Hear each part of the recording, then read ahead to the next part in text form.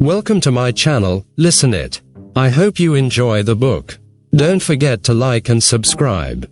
Thanks for your support.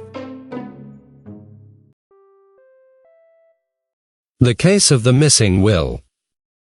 The problem presented to us by Miss Violet Marsh made rather a pleasant change from our usual routine work. Poirot had received a brisk and businesslike note from the lady asking for an appointment, and he had replied asking her to call upon him at 11 o'clock the following day. She arrived punctually, a tall, handsome young woman, plainly but neatly dressed, with an assured and businesslike manner. Clearly a young woman who meant to get on in the world. I am not a great admirer of the so-called new woman myself, and, in spite of her good looks, I was not particularly prepossessed in her favor. My business is of a somewhat unusual nature, Monsieur Poirot, she began, after she had accepted a chair. I had better begin at the beginning and tell you the whole story. If you please, Mademoiselle. I am an orphan. My father was one of two brothers, sons of a small yeoman farmer in Devonshire. The farm was a poor one, and the elder brother, Andrew, emigrated to Australia, where he did very well indeed, and by means of successful speculation in land became a very rich man. The younger brother, Roger, my father, had no leanings towards the agricultural life. He managed to educate himself a little, and obtained a post as a clerk with a small firm. He married slightly above him. My mother was the daughter of a poor artist. My father died when I was 6 years old. When I was 14, my mother followed him to the grave. My only living relation then was my uncle Andrew, who had recently returned from Australia and bought a small place, Crabtree Manor, in his native county. He was exceedingly kind to his brother's orphan child, took me to live with him, and treated me in every way as though I was his own daughter. Crabtree Manor, in spite of its name, is really only an old farmhouse. Farming was in my uncle's blood, and he was intensely interested in various modern farming experiments. Although kindness itself to me, he had certain peculiar and deeply rooted ideas as to the upbringing of women. Himself a man of little or no education, though possessing remarkable shrewdness, he placed little value on what he called book knowledge. He was especially opposed to the education of women. In his opinion, girls should learn practical housework and dairy work, be useful about the home, and have as little to do with book learning as possible. He proposed to bring me up on these lines, to my bitter disappointment and annoyance. I rebelled frankly. I knew that I possessed a good brain, and had absolutely no talent for domestic duties. My uncle and I had many bitter arguments on the subject, for though much attached to each other, we were both self-willed. I was lucky enough to win a scholarship, and up to a certain point was successful in getting my own way. The crisis arose when I resolved to go to Girton.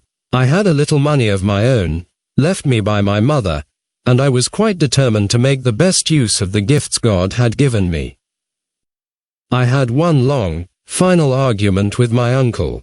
He put the facts plainly before me. He had no other relations, and he had intended me to be his sole heiress. As I have told you, he was a very rich man. If I persisted in these new-fangled notions of mine, however, I need look for nothing from him. I remained polite, but firm. I should always be deeply attached to him, I told him, but I must lead my own life. We parted on that note. You fancy your brain, my girl, were his last words. I've no book learning, but, for all that, I'll pit mine against yours any day. We'll see what we shall see. That was 9 years ago. I have stayed with him for a weekend occasionally, and our relations were perfectly amicable, though his views remained unaltered. He never referred to my having matriculated, nor to my BSc. For the last 3 years his health had been failing, and a month ago he died. I am now coming to the point of my visit. My uncle left a most extraordinary will. By its terms, Crabtree Manor and its contents are to be at my disposal for a year from his death, during which time my clever niece may prove her wits, the actual words run. At the end of that period, my wits having proved better than hers, the house and all my uncle's large fortune passed to various charitable institutions. That is a little hard on you, mademoiselle, seeing that you were Mr. Marsh's only blood relation. I do not look on it in that way. Uncle Andrew warned me fairly, and I chose my own path. Since I would not fall in with his wishes, he was at perfect liberty to leave his money to whom he pleased. Was the will drawn up by a lawyer? No. It was written on a printed will form and witnessed by the man and his wife who live in the house and do for my uncle. There might be a possibility of upsetting such a will. I would not even attempt to do such a thing. You regard it, then, as a sporting challenge on the part of your uncle. That is exactly how I look upon it. It bears that interpretation, certainly, said Poirot thoughtfully. Somewhere in this rambling old manor house your uncle has concealed either a sum of money in notes or possibly a second will, and has given you a year in which to exercise your ingenuity to find it. Exactly, Monsieur Poirot, and I am paying you the compliment of assuming that your ingenuity will be greater than mine. But that is very charming of you. My grey cells are at your disposal. You have made no search yourself. Only a cursory one, but I have too much respect for my uncle's undoubted abilities to fancy that the task will be an easy one. Have you the will or a copy of it with you? Miss Marsh handed a document across the table. Poirot ran through it, nodding to himself.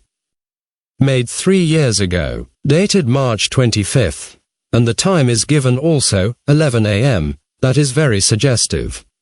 It narrows the field of search. Assuredly it is another will we have to seek for. A will made even half an hour later would upset this. Eh bien, mademoiselle, it is a problem charming and ingenious that you have presented to me here. I shall have all the pleasure in the world in solving it for you. Granted that your uncle was a man of ability, his grey cells cannot have been of the quality of Hercule Poirot's. Really, Poirot's vanity is blatant. Fortunately, I have nothing of moment on hand at the minute.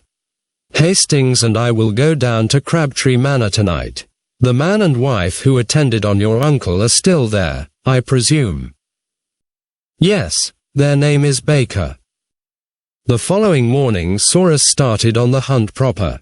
We had arrived late the night before.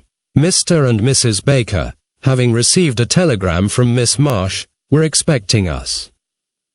They were a pleasant couple, the man gnarled and pink-cheeked, like a shriveled pippin, and his wife a woman of vast proportions and true Devonshire calm. Tired with our journey and the 8-mile drive from the station, we had retired at once to bed after a supper of roast chicken, apple pie, and Devonshire cream. We had now disposed of an excellent breakfast, and were sitting in a small panelled room which had been the late Mr. Marsh's study and living room. A roll-top desk stuffed with papers, all neatly docketed, stood against the wall, and a big leather armchair showed plainly that it had been its owner's constant resting place. A big chintz-covered settee ran along the opposite wall, and the deep low window seats were covered with the same faded chintz of an old-fashioned pattern. Eh bien, mon ami, said Poirot, lighting one of his tiny cigarettes, we must map out our plan of campaign. Already I have made a rough survey of the house, but I am of opinion that any clue will be found in this room. We shall have to go through the documents in the desk with meticulous care. Naturally, I do not expect to find the will amongst them, but it is likely that some apparently innocent paper may conceal the clue to its hiding place. But first we must have a little information. Ring the bell, I pray of you. I did so. While we were waiting for it to be answered, Poirot walked up and down, looking about him approvingly. A man of method, this Mr. Marsh. See how neatly the packets of papers are docketed. Then the key to each drawer has its ivory label, so has the key of the china cabinet on the wall, and see with what precision the china within is arranged. It rejoices the heart. Nothing here offends the eye. He came to an abrupt pause, as his eye was caught by the key of the desk itself, to which a dirty envelope was affixed. Poirot frowned at it and withdrew it from the lock. On it was scrawled the words, "Key of roll-top desk," in a crabbed handwriting, quite unlike the neat superscriptions on the other keys. "An alien note," said Poirot, frowning. "I could swear that here we have no longer the personality of Mr. Marsh. But who else has been in the house?" "Only Miss Marsh, and she, if I mistake not, is also a young lady of method and order." Baker came in answer to the bell. "Will you fetch Madam your wife, and answer a few questions?" Baker departed, and in a few moments returned with Mrs. Baker, wiping her hands on her apron and beaming all over her face. In a few clear words Poirot set forth the object of his mission. The Bakers were immediately sympathetic.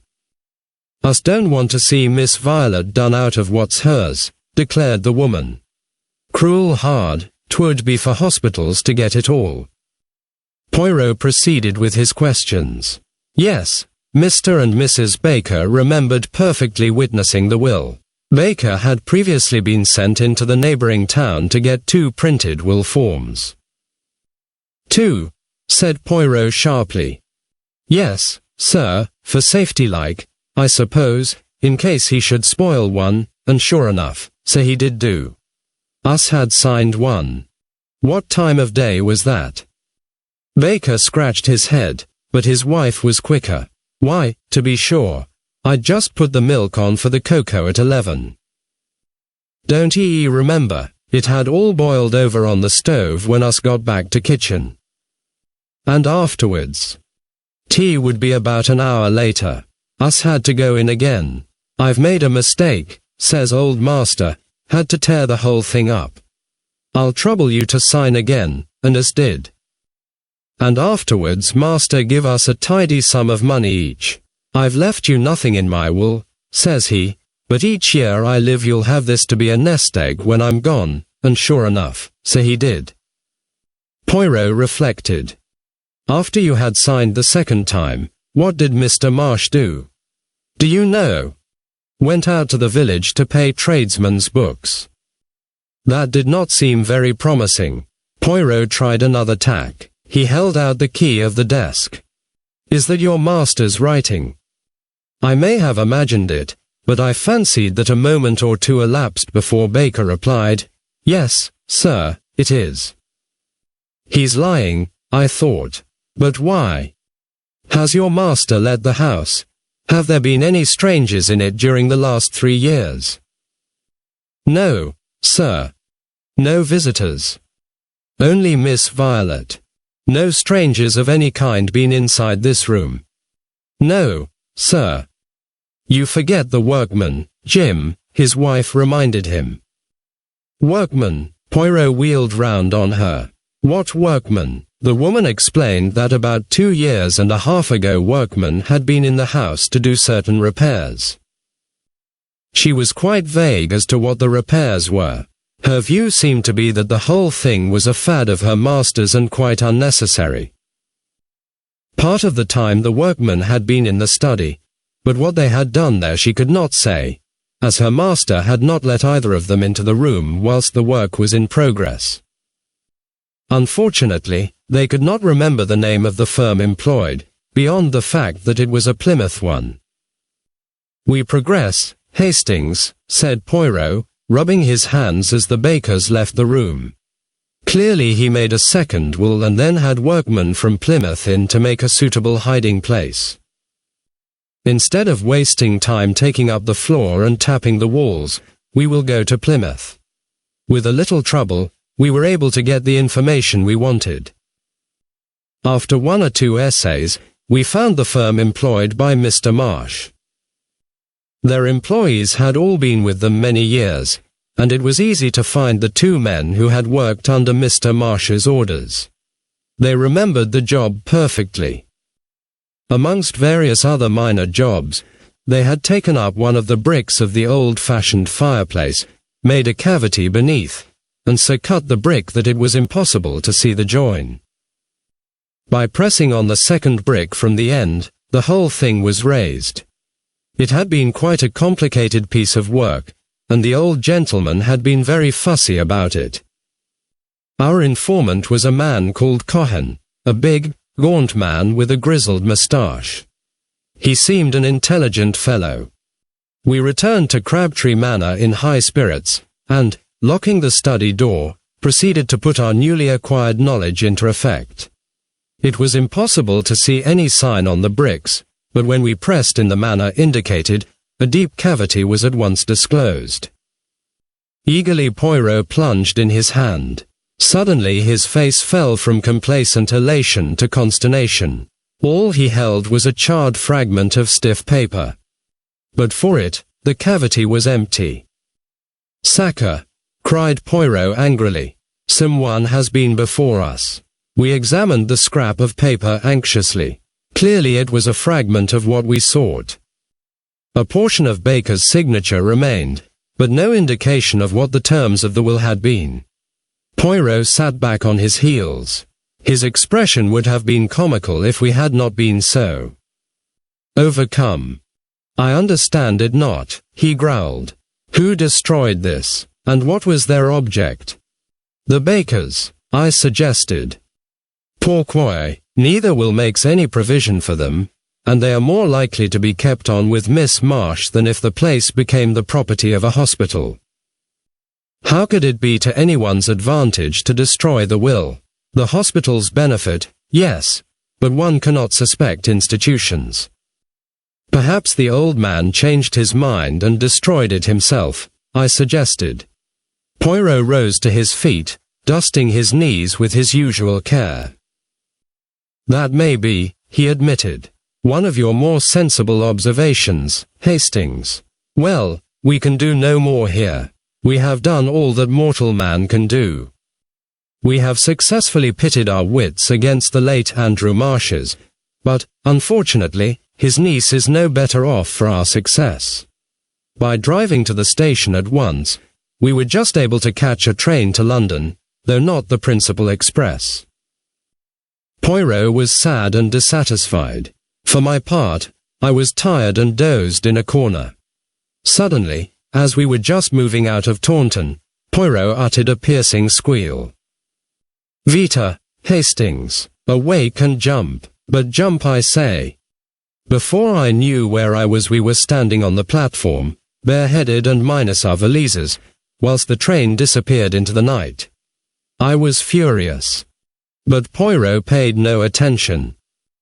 "Imbecile that I have been," he cried. "Triple imbecile, not again will I vaunt my little grey cells."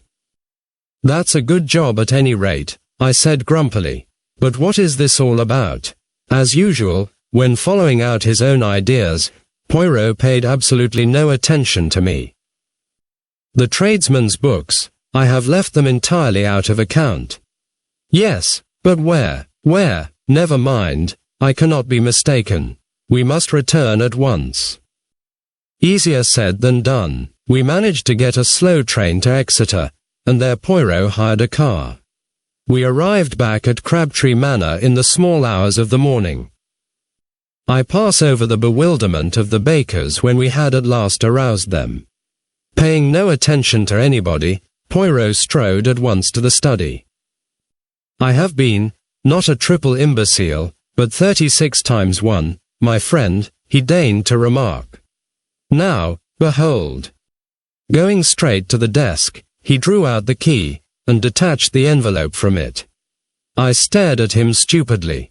How could he possibly hope to find a big will form in that tiny envelope? With great care he cut open the envelope, laying it out flat. Then he lighted the fire and held the plain inside surface of the envelope to the flame. In a few minutes faint characters began to appear. "Look, Manami!" cried Poirot in triumph. I looked. There were just a few lines of faint writing stating briefly that he left everything to his niece, Violet Marsh. It was dated March 25, 12:30 p.m., and witnessed by Albert Pike, confectioner, and Jessie Pike, married woman. "But is it legal?" I gasped. "As far as I know, there is no law against writing your will in a blend of disappearing and sympathetic ink. The intention of the testator is clear, and the beneficiary is his only living relation. But the cleverness of him, he foresaw every step that a searcher would take, that I, miserable imbecile, took. He gets 2 will forms, makes the servants sign twice, then sallies out with his will written on the inside of a dirty envelope and a fountain pen containing his little ink mixture. On some excuse he gets the confectioner and his wife to sign their names under his own signature, then he ties it to the key of his desk and chuckles to himself. If his niece sees through his little ruse, she will have justified her choice of life and elaborate education, and be thoroughly welcome to his money. She didn't see through it, did she? I said slowly. It seems rather unfair. The old man really won. But no, Hastings, it is your wits that go astray. Miss Marsh proved the astuteness of her wits and the value of the higher education for women by at once putting the matter in my hands. Always employ the expert. She has amply proved her right to the money. I very much wonder, what old Andrew Marsh would have thought.